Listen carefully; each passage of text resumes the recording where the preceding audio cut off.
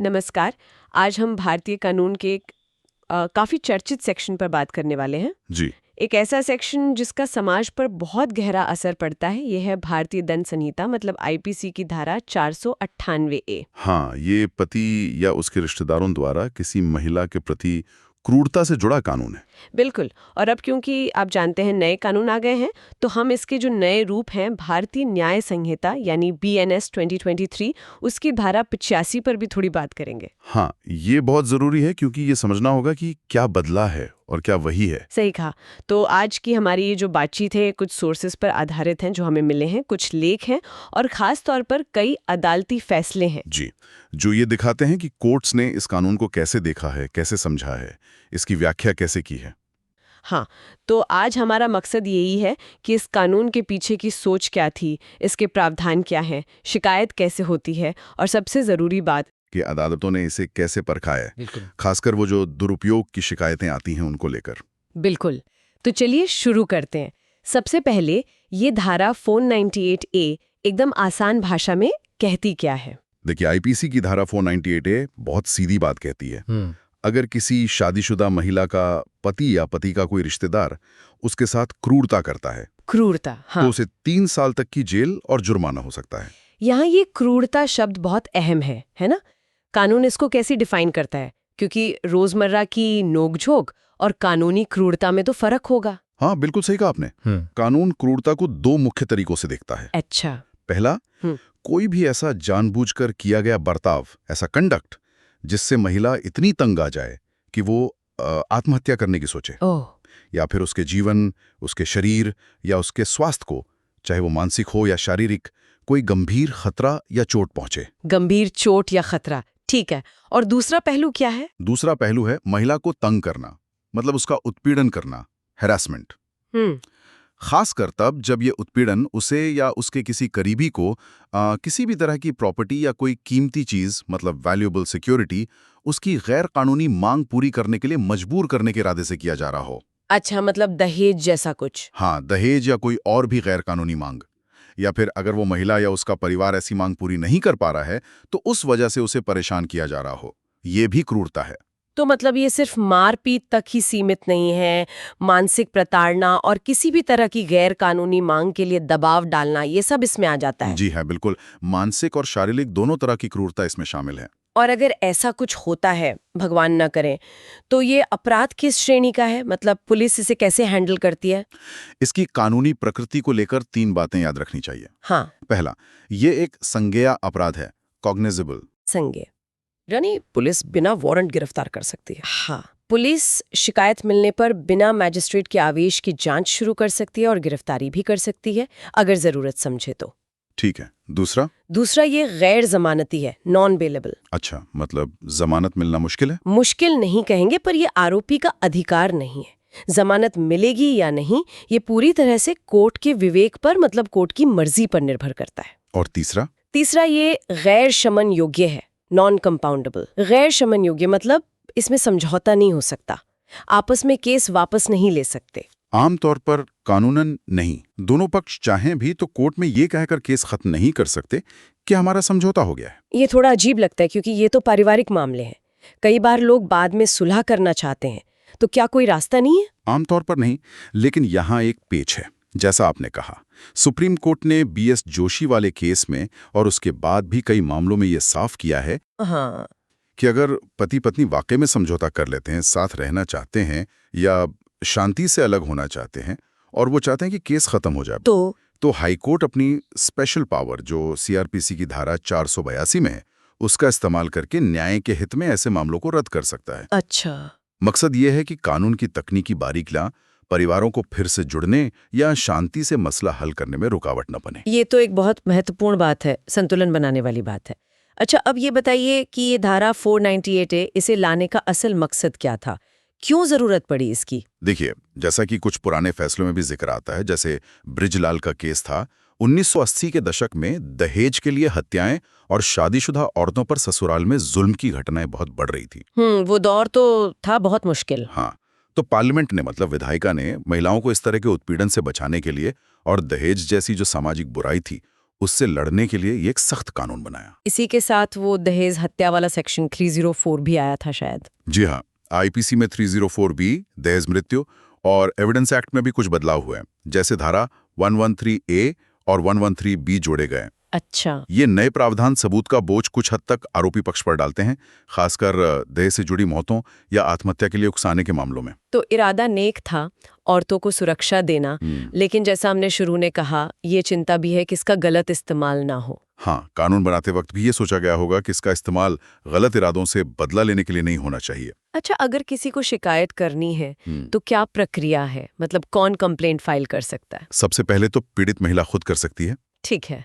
या फिर उसकी तरफ से उसके माता पिता, भाई बहन या खून के रिश्ते, शादी के रिश्ते या गोद लेने के रिश्ते से जुड़ा कोई और करीबी व्यक्ति भी शिकायत कर सकता है। और अगर कोई ऐसा रिश्तेदार न हो या वो न करना चाहे तो? ऐसी स्थिति में अगर राज्य सरकार ने किसी पब्लिक सर्वेंट को, मतलब सरकारी अधिकारी को, इसके लिए अधिकृत किया है तो वो भी शिकायत दर्ज करा सकता है। ठीक है।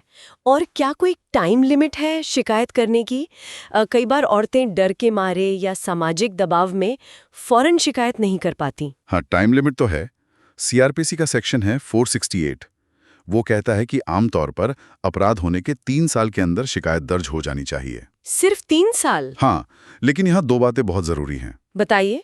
पहली, सीआरपीसी में ही एक और सेक्शन है 473 जो कोर्ट को ये पावर देता है कि अगर कोर्ट को लगता है कि देरी का कोई वाजिब कारण है और न्याय के लिए जरूरी है तो वो 3 साल बीत जाने के बाद भी केस को कंसिडर कर सकता है। अच्छा, ये तो राहत की बात है। और दूसरी बात ये है कि क्रूरता को अक्सर एक कंटिन्यूइंग ऑफेंस माना जाता है। मतलब ये एक लगातार चलने वाला अपराध है। कंटिन्यूइंग ऑफेंस, इसका क्या मतलब हुआ? तो वो 3 साल की लिमिट एक तरह से फिर से शुरू हो जाती है। ओह, ये तो बहुत महत्वपूर्ण है उन महिलाओं के लिए जो लंबे समय तक चुपचाप सहती रहती हैं। जी हाँ। ठीक है, अब शिकायत हो गई तो कोर्ट इसमें कैसे इन्वॉल्व होती है? और सजा तो आपने बताई थी 3 साल तक की जेल और जुर्माना। हाँ, सजा वही है। कोर्ट इसमें 2 तरह से संज्ञान ले सकती है। या तो पुलिस जब जांच पूरी करके चार्जशीट फाइल करती है, जिसे पुलिस रिपोर्ट कहते हैं, उस पर, या फिर पीड़ित महिला या उसके माता पिता, भाई बहन या कुछ और करीबी रिश्तेदार सीधे कोर्ट में भी शिकायत दर्ज करा सकते हैं। उस पर भी कोर्ट संज्ञान ले सकती है। अच्छा, ठीक है। तो कानून का मकसद साफ है, प्रक्रिया भी समझ आ गई, लेकिन अब उस मुद्दे पर आते हैं जिसका जिक्र बार बार होता है, इसका मिसयूज यानी दुरुपयोग। हाँ। कई सोर्सेज में ये बात है कि इतना अच्छा कानून होने के बावजूद कई बार इसे पर्सनल दुश्मनी निकालने या ससुराल वालों को बेवजह फंसाने के लिए हथियार की तरह इस्तेमाल किया जाता है। हाँ, ये एक बहुत गंभीर चिंता है और ऐसा नहीं है कि अदालतें इस बात से वाकिफ नहीं है। सुप्रीम कोर्ट और हाई कोर्ट्स ने अपने कई फैसलों में इस पर चिंता जताई है। तो अदालतों ने क्या कहा है इस बारे में? अदालतों ने लगातार इस बात पर जोर दिया है कि जो शिकायत की जाती है उसमें आरोप सिर्फ हवाई या जनरल नहीं होने चाहिए। जनरल मतलब बस ये लिख दिया कि मेरे पति और सास ससुर और ननद नंदोई सब मुझे परेशान करते थे, ये काफी नहीं है। तो क्या होना चाहिए? शिकायत में स्पेसिफिक घटनाओं का जिक्र होना चाहिए। किसने, कब, क्या किया, कैसे क्रूरता की, ये बताना जरूरी है। स्पेसिफिक एलिगेशंस चाहिए। और गिरफ्तारी को लेकर, क्योंकि सबसे ज्यादा हंगामा तो इसी पर होता है कि 498A की एफआईआर हुई नहीं कि पुलिस पति और उसके बूढ़े माँ बाप सबको उठा ले जाती है। हाँ, ये एक बहुत बड़ी समस्या थी और इसी को ठीक करने के लिए अरनेश कुमार बनाम बिहार राज्य का जो 2014 का फैसला है, वो मील का पत्थर है। अरनेश कुमार, हाँ, ये नाम काफी सुना है। क्या था इसमें खास? सुप्रीम कोर्ट ने इसमें बिल्कुल साफ कर दिया कि 498A जैसे मामले जिनमें सजा 7 साल या उससे कम है, उनमें पुलिस को एफआईआर दर्ज होते ही मशीन की तरह गिरफ्तारी नहीं करनी है। तो फिर क्या करना है? पुलिस को पहले सीआरपीसी की धारा 41 में जो शर्तें दी गई हैं उन्हें देखना होगा। जैसे, क्या गिरफ्तारी वाकई जांच के लिए जरूरी है? क्या आरोपी भाग सकता है? क्या वो सबूत मिटा सकता है या गवाहों को धमका सकता है? पुलिस को बाकायदा एक चेकलिस्ट भरनी होगी और गिरफ्तारी करने या न करने के कारण लिखने होंगे। और गिरफ्तारी से पहले धारा 41A का नोटिस देना होगा, यानी आरोपी को पुलिस स्टेशन आकर अपना पक्ष रखने का मौका देना होगा। अच्छा, मतलब तुरंत जेल नहीं? नहीं, बिल्कुल नहीं, जब तक बहुत जरूरी ना हो। इससे पहले भी जोगिंदर कुमार 1994 और डीके बसु 1997 जैसे मामलों में भी कोर्ट ने मनमानी गिरफ्तारी पर रोक लगाने और गिरफ्तार व्यक्ति के अधिकारों की बात कही थी, जैसे वकील से मिलने देना, परिवार को खबर करना वगैरह। तो अरनीश कुमार ने इसे 498A जैसे मामलों के लिए और पुख्ता कर दिया। एक तरह से ये बेगुनाह रिश्तेदारों के लिए एक सुरक्षा कवच जैसा है। हाँ, कह सकते हैं। मकसद यही था कि कानून का डर तो बना रहे, लेकिन इसका दुरुपयोग रुके। फिर वो राजेश शर्मा वाले केस में कुछ फैमिली वेलफेयर कमेटी बनाने की बात हुई थी। हाँ, 2017 में राजेश शर्मा केस में कोर्ट ने सुझाव दिया था कि ऐसी कमेटियां बने जो पुलिस के पास शिकायत आने पर पहले जांच करें। लेकिन अगले ही साल 2018 में सोशल एक्शन फोरम फॉर मानवाधिकार वाले केस में सुप्रीम कोर्ट ने इन कमेटियों को खत्म कर दिया। क्यों? तो कोर्ट ने कहा कि ये कानून के दायरे से बाहर है, ऐसी कमेटियां बनाना कोर्ट का काम नहीं। लेकिन कोर्ट ने फिर से जोर दिया कि पुलिस, अरनेश कुमार और बाकी जो स्थापित गाइडलाइंस हैं, उनका सख्ती से पालन करे।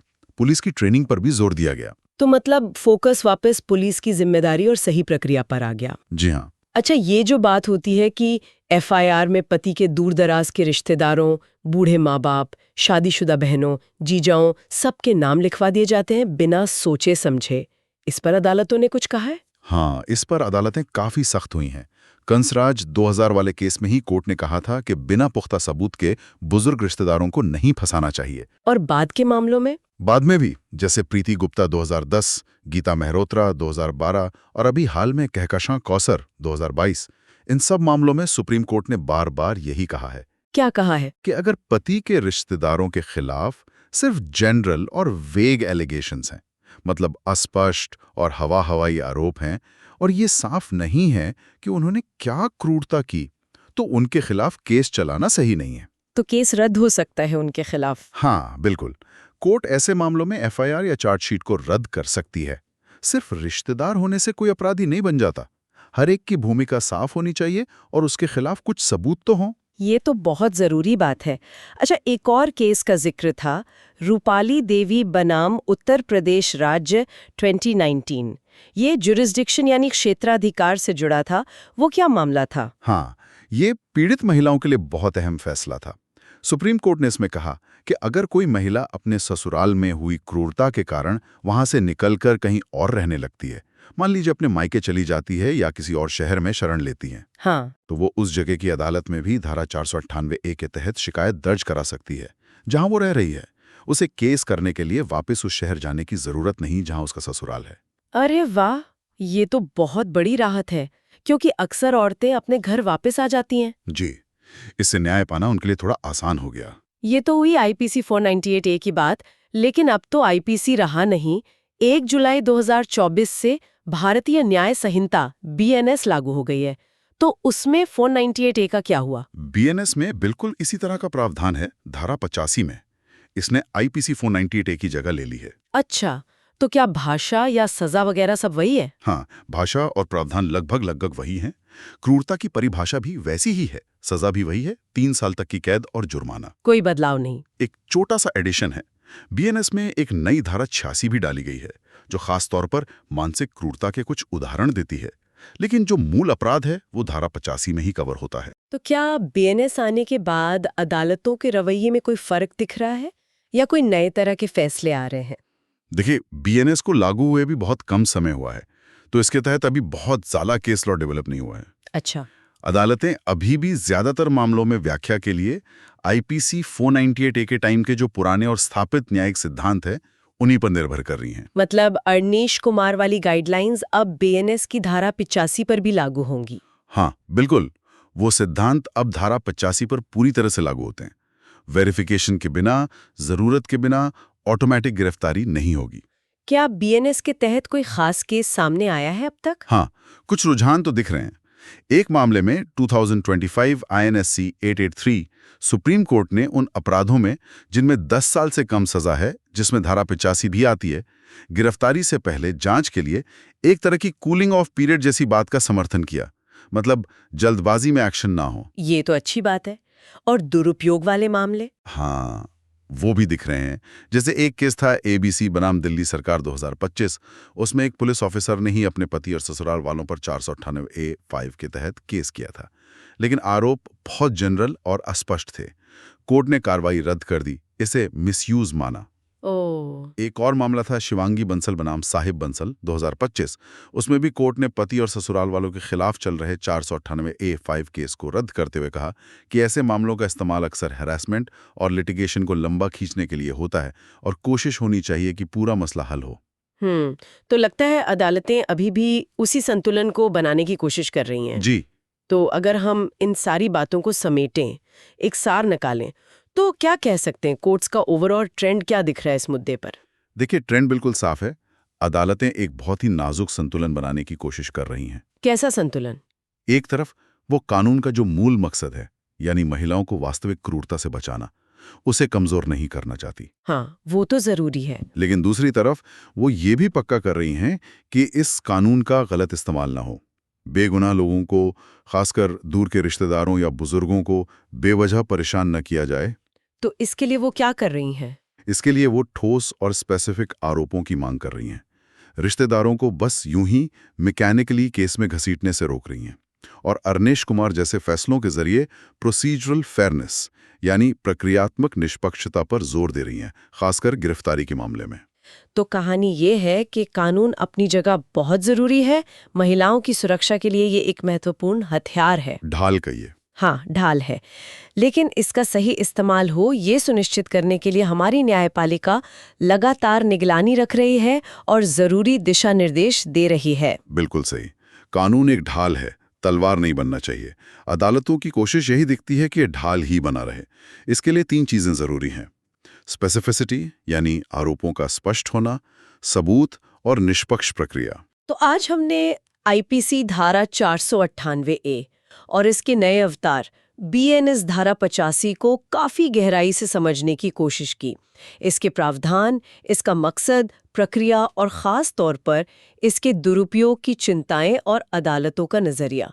ये साफ है कि ये एक बहुत ही कॉम्प्लेक्स एरिया है जहां कानून, समाज और व्यक्तिगत रिश्ते आपस में उलझते हैं। हाँ, और ये भी साफ है कि अदालतों ने कानून की व्याख्या करते समय एक प्रैक्टिकल और मानवीय अप्रोच अपनाने की कोशिश की है, जिससे असली पीड़ित को न्याय मिले और साथ ही जो निर्दोष है उनका बचाव भी हो सके। और जाते जाते एक सवाल शायद हम सबके सोचने के लिए छोड़ सकते हैं।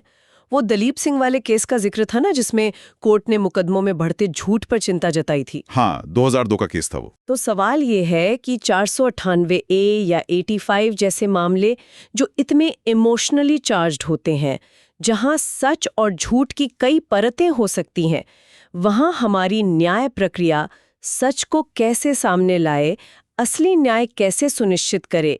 क्या सिर्फ प्रक्रियात्मक सुरक्षा उपाय जैसे गिरफ्तारी गाइडलाइंस काफी हैं, या हमें कुछ और गहरे समाधानों के बारे में सोचने की जरूरत है? ये बहुत बड़ा सवाल है और इसका कोई आसान जवाब शायद नहीं है।